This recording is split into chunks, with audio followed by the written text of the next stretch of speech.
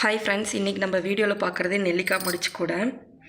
இந்த கூடை பாருங்கள் எவ்வளோ அழகாக ட்ரையாங்கிள் ஷேப்லேயும் சைடு வியூவில் ஃபுல்லாக ஃப்ளார் மாதிரி எவ்வளோ அழகாக கிடச்சிருக்கு பாருங்கள்.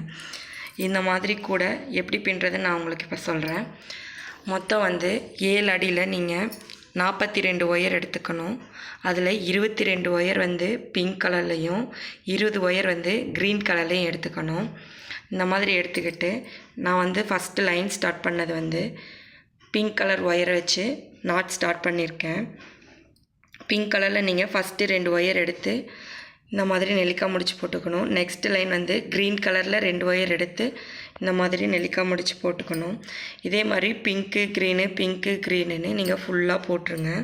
போட்டு இங்கே சைடு லைன்லேயும் இங்கே பிங்க் போட்டிங்களா சென்டரில், அடுத்து க்ரீனு, அப்புறம் க்ரீனு இந்த மாதிரி சைடு வியூக்கு 5 லைன் போட்டுக்கோங்க. இந்த சைடும் 5 லைன் இதே மாதிரி போட்டுக்கோங்க. உங்களுக்கு இந்த மாதிரி நடுவில் மட்டும் ட்ரையாங்கிள் ஷேப்பில் வேணும் அப்படின்னு நினச்சிங்கன்னா இங்கே லாஸ்ட்டாக உங்களுக்கு எந்த லைனில் ஃபினிஷ் ஆச்சு, இங்கே எனக்கு க்ரீன் கலரில் தான் ஃபினிஷ் ஆச்சு.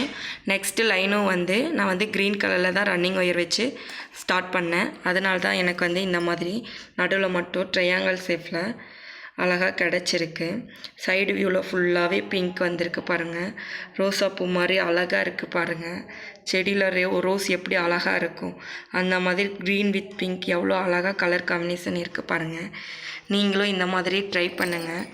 உங்களுக்கு பேஸ்கெட் எப்படி வந்திருக்குன்னு கமெண்ட் பாக்ஸில் கமெண்ட் பண்ணுங்கள். Thank you friends.